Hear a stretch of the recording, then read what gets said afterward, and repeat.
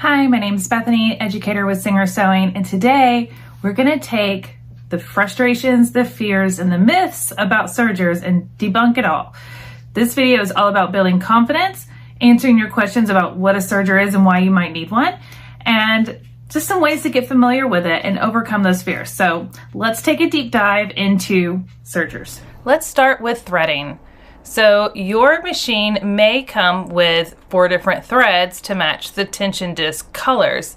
I highly recommend, if you're new to a serger, that you put these colored threads on the coordinating spots for each one that line up with the tension disc in front.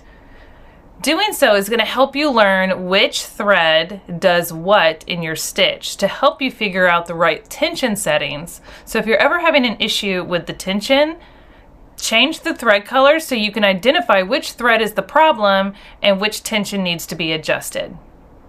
Now we're going to go into the threading part of a serger. This can be the biggest thing that scares people or makes them hesitant to even get a serger.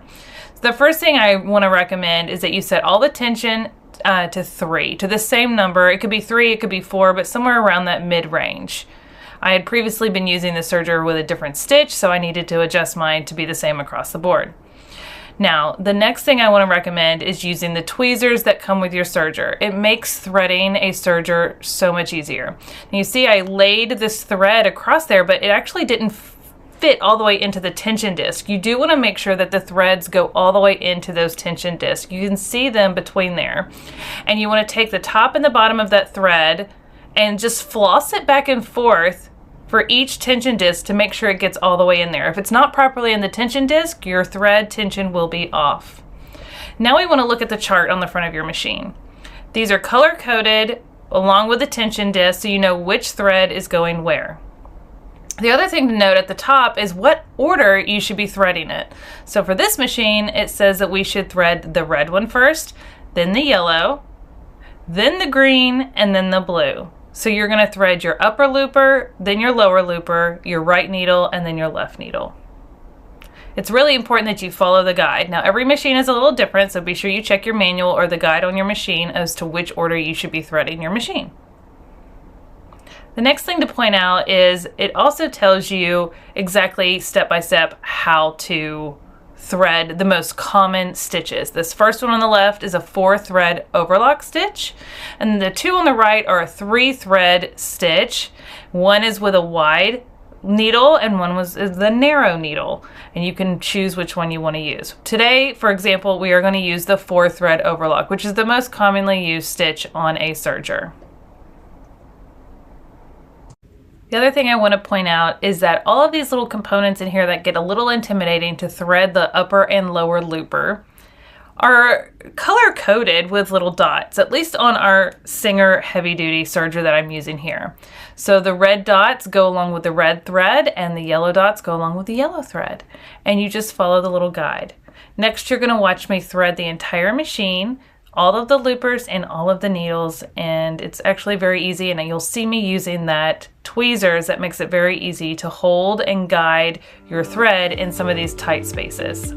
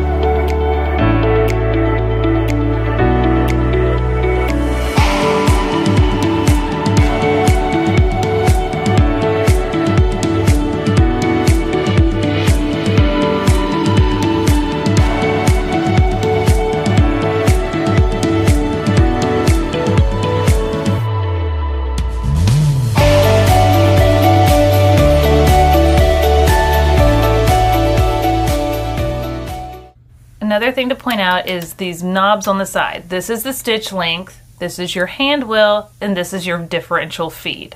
You also have the power button and the plug for the power cord. The first thing I want to demonstrate is just the 4-thread overlock stitch that we just set up on the machine. I'm going to use a scrap piece of denim to show just how easy it is to sew and serge on this machine. As you can tell, I'm using a denim that is a woven material, so a serger is not always for knit materials, which I think is a big misconception.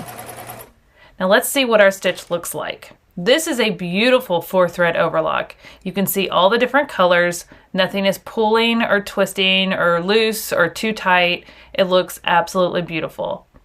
Now that we know what it should look like, I'm going to show you from another angle because it's important to note that a serger has a blade and you're going to see it trim the edge of my fabric as it's stitching.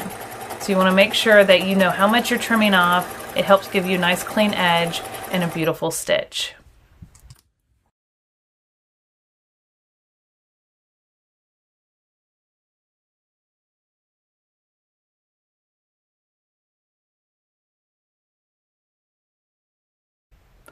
Now remember, we were using the same tension across all of our tension discs for that 4-thread overlock. Sometimes you may need to adjust this for the type of material you're using, but to really show you how you can see differences in your stitch, let's take that upper looper and move it to the tightest tension, which is a 9 on this machine. We're going to do the same stitch in the same setting. We just changed that one tension from a 3 to a 9. Which is increasing the tension, making it a tighter pull. So here we are sewing across here again.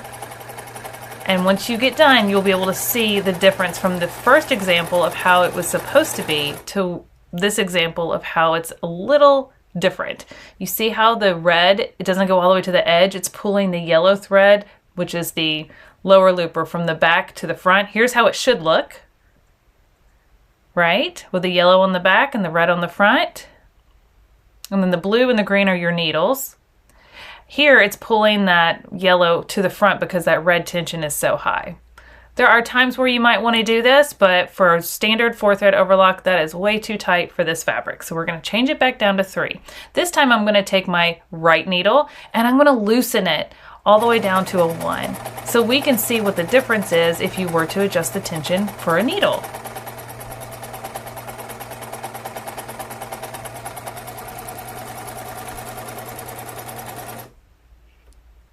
All right, you see how this green stitch, that right needle, it's not straight. It's very loose, it's very wobbly. See how it should look?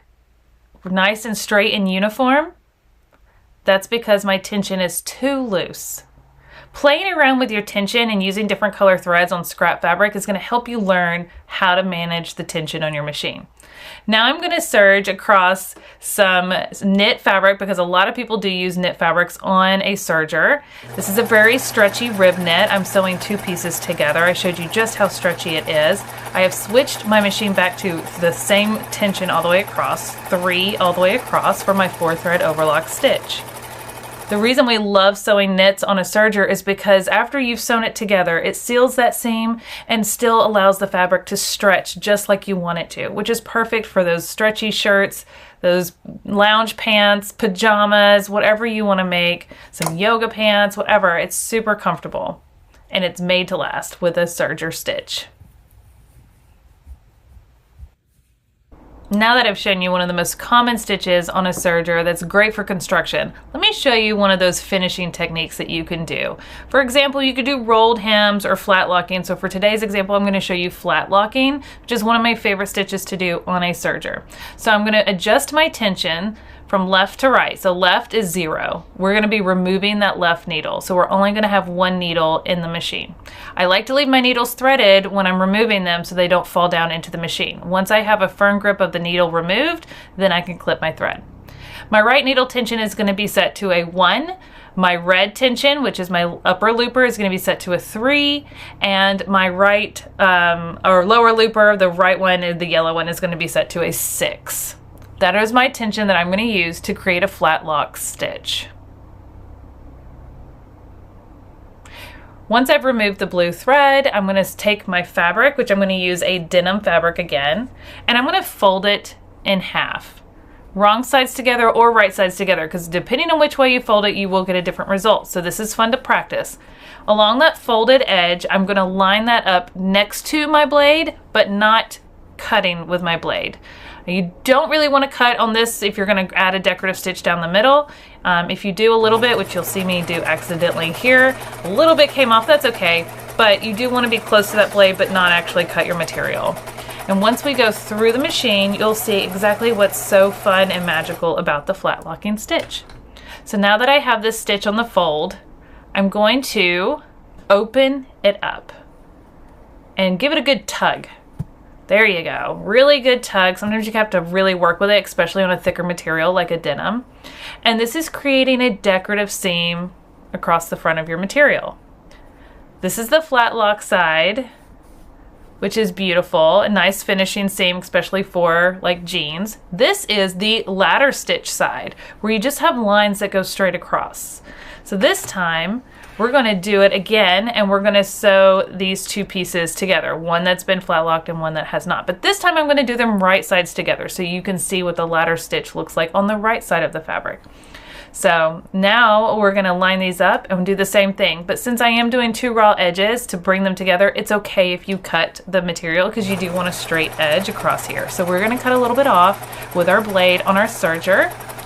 And then when we're done, it will reveal the flat lock stitch. But this time, the ladder stitch will be on the right side of the material. Give it a good tug. I just love the ladder stitch. I think it's just so classy and so fun, very different. And what's really cool is you could take a very thin ribbon and thread it through this ladder stitch to add even more embellishment to your project. Here is the two sides of the flat locking stitch. You can have so much fun with these. I absolutely love doing these. Now I'm going to show you an example of where I've taken strips of different denim and put them together using the flat locking stitch with the ladder stitch on the front or right side of the fabric. This is such a fun way to make your own material to create a really unique project of your choice. Here's a project I did with a fleece. And it's actually like a bottle bag for the holidays, and I used the flat locking stitch to give this red material some white stripes to give it that candy cane vibe. I think it's so fun. It's a great way to add some decoration to a very simple project and really wow it for a fun gift.